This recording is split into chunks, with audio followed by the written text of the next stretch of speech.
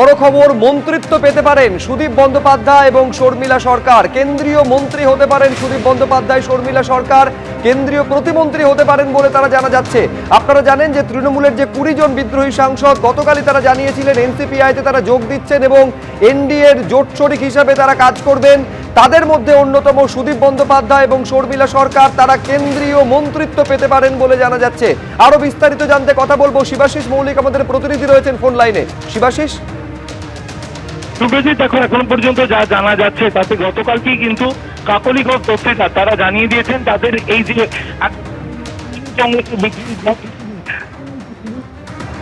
যান্ত্রিক গোলযোগের কারণে শিবাশিসের কথা স্পষ্টভাবে এসে পৌঁছচ্ছে না। আমি আরেকবার শিবাশিসের সঙ্গে যোগাযোগ করব, কিন্তু তার আগে যে বড় খবরে আমরা রয়েছি, সুদীপ বন্দ্যোপাধ্যায় এবং শর্মিলা সরকার তারা দুজন কেন্দ্রীয় মন্ত্রিত্ব পেতে পারেন। 20 জন যে বিদ্রোহী তৃণমূল সাংসদ যারা মিশে গিয়েছেন এনসিপিআই এর সঙ্গে, গতকালই সেই ঘোষণা তারা করেছেন। তারপরই কেন্দ্রীয় মন্ত্রিত্ব পাওয়ার সম্ভাবনা এই দুজন বিদ্রোহী তৃণমূল সাংসদের জোরালো হয়েছে। তৃণমূল থেকে এনসিপিআইতে গিয়েই মন্ত্রিত্ব পাওয়ার জল্পনা তৈরি হয়েছে। একদিকে সুদীপ বন্দ্যোপাধ্যায় এবং অন্যদিকে শর্মিলা সরকার, দুই বিদ্রোহী তৃণমূল সাংসদ, তারা মন্ত্রিত্ব পেতে পারেন কেন্দ্রে। আবার কথা বলবো, শিবাশিস মৌলিকের সঙ্গে যোগাযোগ করতে পেরেছি। শিবাশিস, কি খবর রয়েছে? দেখো, এখনো পর্যন্ত যা জানা যাচ্ছে কাকলিগঞ্জ দস্তিদার তিনি গতকালকেই জানিয়েছেন তারা এনসিপিআইতে যোগ দিচ্ছেন এবং এনডিএর শরিক হতে চলেছেন। সেই মর্মে এনডিএর সর্ববৃহৎ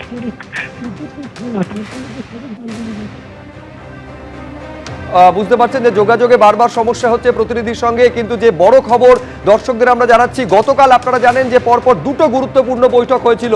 প্রথম বৈঠক হয়েছিল ভূপেন্দ্র যাদবের বাড়িতে নিশিকান্ত দুবের সঙ্গে এই বিদ্রোহী তৃণমূল সাংসদদের। তারপরে তারা চলে যান 20 নম্বর আকবর রোডে স্পিকার ওম বিড়লার কাছে। একেবারে তারা যে এনসিপিআইতে মিশতে চলেছেন এই সংক্রান্ত চিঠি, সই সম্বলিত চিঠি তারা তুলে দেন স্পিকার ওম বিড়লার হাতে। এবং তারপর 24 ঘন্টাও কাটলো না, দুজন বিদ্রোহী তৃণমূল সাংসদ সুদীপ বন্দ্যোপাধ্যায় এবং শর্মিলা সরকার তারা কেন্দ্রীয় মন্ত্রিত্ব পেতে চলেছেন বলে জল্পনা তৈরি হয়েছে।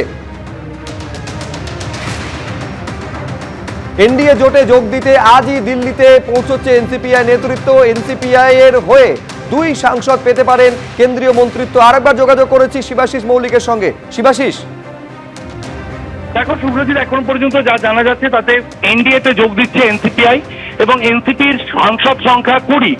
বিজেপির পর যদি সংখ্যাতত্ত্বে দেখা হয় তাহলে এনডিএতে বিজেপির পর সব থেকে বড় শরিক হতে চলেছে ন্যাশনালিস্ট।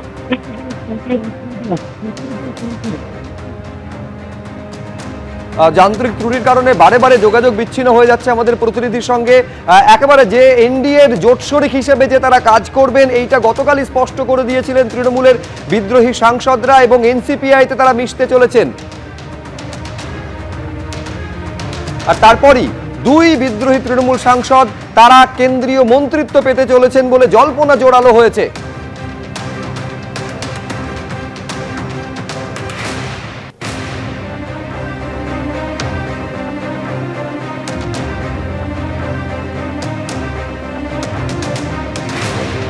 দুজন বিদ্রোহী তৃণমূল সাংসদ সুদীপ বন্দ্যোপাধ্যায় এবং শর্মিলা সরকার তারা কেন্দ্রীয় মন্ত্রিত্ব পেতে চলেছেন। একজন কলকাতা উত্তর থেকে নির্বাচিত আর একজন বর্ধমান পূর্ব। আপনারা জানেন যে 20 জন বিদ্রোহী তৃণমূল সাংসদ প্রথমে ভূপেন্দ্র যাদবের বাড়িতে গতকাল বৈঠক করে নিশিকান্ত দুবের সঙ্গে। তারপরে তারা চলে যান স্পিকার ওম বিড়লার সঙ্গে সাক্ষাতে। জোর জল্পনা দুজন কেন্দ্রীয় মন্ত্রিত্ব পেতে চলেছেন। আবার যোগাযোগ করেছি শিবাশিসের সঙ্গে। শিবাশিস, এখন পর্যন্ত এনসিপিআই সূত্রে যা খবর তাতে এই যে দুই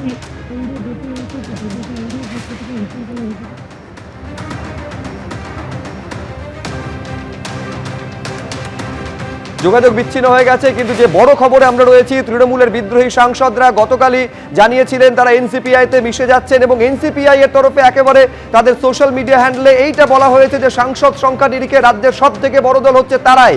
আর গতকাল এই মিশে যাওয়ার ঘটনার ছবি সামনে আসার পর 24 ঘন্টাও কাটলো না, দুজন বিদ্রোহী তৃণমূল সাংসদ তারা কেন্দ্রীয় মন্ত্রিত্ব পেতে চলেছেন বলে জল্পনা জোরালো দিল্লির অন্দরে।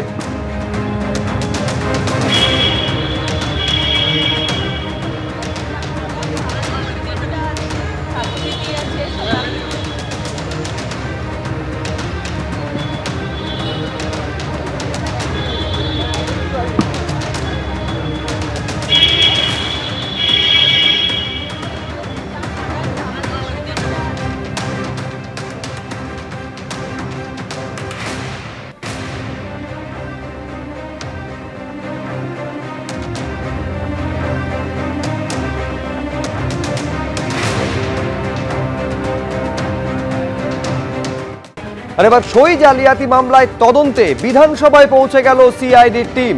এলওপি অর্থাৎ বিরোধী দলনেতা নিয়ে তৃণমূল বিধায়কদের যে সই জালিয়াতি করা হয়েছে, বিধানসভার সচিবের সঙ্গে কথা বলতে পারে সিআইডির টিম। আরো বিস্তারিত জানার জন্য সরাসরি কথা বলবো, কৃষ্ণেন্দু অধিকারী আমাদের প্রতিনিধি রয়েছেন। কিন্তু তার আগে কৃষ্ণেন্দু, গতকাল এবং বৃহস্পতিবার দেখা যায়, তাহলে এই সই জালিয়াতি মামলায় প্রায় 14 ঘন্টা অভিষেক বন্দ্যোপাধ্যায়কে জিজ্ঞাসাবাদ করেছে সিআইডি। আর এবার যেখান থেকে অভিযোগ এসেছিল অর্থাৎ বিধানসভা, সেইখানে সিআইডির টিম পৌঁছে গেল। একদমই তাই। 1:50 নাগাদ সিআইডির একটা টিম আজকে বিধানসভার গেটে আসে এবং সেখান থেকে বিধানসভার ভেতরে ঢোকে। এবং যেটা জানা যাচ্ছে সূত্রবার পর, যে বিধানসভার যিনি প্রিন্সিপাল সেক্রেটারি আছেন, যিনি কমপ্লেন করেছিলেন অফিসিয়ালি পুলিশের কাছে হেড স্ট্রিট থানা, এবং যার ভিত্তিতে সিআইডি তদন্তভার নিয়েছে, সেই প্রিন্সিপাল সেক্রেটারি ঘরে গিয়ে তার সঙ্গে কথা বলছেন এবং তারপর স্পিকারের সঙ্গে কথা বলতে পারেন। তুমি যেটা বলছিলে যে অভিষেক বন্দ্যোপাধ্যায়কে এই মামলায় দুবার জেরা করা হয়েছে, ঘন্টার পর ঘন্টা, কালকে 8.5 ঘন্টা জেরা করা হয়েছে বা জিজ্ঞাসাবাদ করা হয়েছে। এমনকি কুণাল ঘোষের সঙ্গে একসঙ্গে বসিয়ে জিজ্ঞাসাবাদ করা হয়েছে। কিন্তু সিআইডি সূত্রে যেটা খবর, অভিষেক বন্দ্যোপাধ্যায় যার নামে চিঠি এসেছিল এবং যে চিঠিতে একাধিক বিধায়কের সই জালিয়াতি করা হয়েছে বলে অভিযোগ উঠেছে এবং তার মধ্যে সত্যতাও মিলেছে কয়েকজনের বিধায়কের বয়ানের ভিত্তিতে, সেই চিঠির যেহেতু অভিষেক বন্দ্যোপাধ্যায়ের 8.5 ঘন্টা তাকে জিজ্ঞাসাবাদ করার পরেও কিছু কিছু ক্ষেত্রে অসঙ্গতি পাওয়া যাচ্ছে এবং কুণাল ঘোষ এবং অভিষেক বন্দ্যোপাধ্যায়ের সঙ্গে যৌথভাবে একসঙ্গে তারা জিজ্ঞাসাবাদ করার পরেও দেখা যাচ্ছে কিছু কিছু প্রশ্নের উত্তর কিন্তু অমীমাংসিত থেকে যাচ্ছে। এবং এই প্রেক্ষাপটই আজকে সিআইডির টিম একদম সরাসরি বিধানসভায় এসে পৌঁছলো এবং যেটা বিধানসভায় যে বিধানসভা কর্তৃপক্ষ অভিযোগ করেছে, সেই বিধানসভার প্রিন্সিপাল সেক্রেটারির সঙ্গে কথা বলছেন, কি নিয়ম আছে, কি অভিযোগ তারা জমা করেছেন এবং সেই অভিযোগের ভিত্তিতে কি পদ্ধতি তারা অবলম্বন করছে, একাধিক যে বিধিগত যে নিয়মগুলো আছে সেই বিষয়গুলো তারা জানতে চান এবং পাশাপাশি তদন্তের যে অসঙ্গতি, সেই অসঙ্গতিগুলো তারা স্পষ্ট করতে চান বিধানসভার ভিত্তিতে, বিধানসভার বয়ানের ভিত্তিতে। এবং বিধানসভার তুমি জানো যে মূল অভিযোগটা করেছিলেন দুজন বিদ্রোহী বিধায়ক, ঋতব্রত বন্দ্যোপাধ্যায় এবং সন্দীপন সাহা, এবং সেই নাম প্রকাশ্যে এনেছিলেন রাজ্যের মুখ্যমন্ত্রী শুভেন্দু অধিকারী।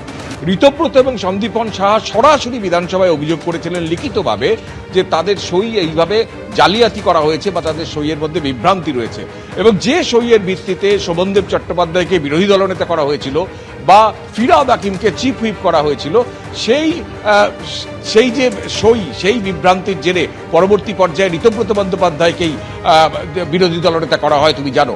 এবং তারই প্রকৃতে একাধিক বিধায়ককে জিজ্ঞাসাবাদ করা হয়েছে, কারো বাড়ি গিয়ে জিজ্ঞাসাবাদ করা হয়েছে, বিভিন্ন জায়গায় গিয়ে জিজ্ঞাসাবাদ করা হয়েছে, কুণাল ঘোষকে আলাদাভাবে জিজ্ঞাসাবাদ করা হয়েছে, মদন মিত্রকে করা হয়েছে, অরূপ রায়, বাহারুল ইসলাম, নয়না বন্দ্যোপাধ্যায়, অরূপ রায়, চন্দ্রনাথ সিনহা, একাধিক বিধায়ককে জিজ্ঞাসাবাদ করা হয়েছে এবং তারপর অভিষেক বন্দ্যোপাধ্যায়কে জিজ্ঞাসাবাদ করা হয়েছে।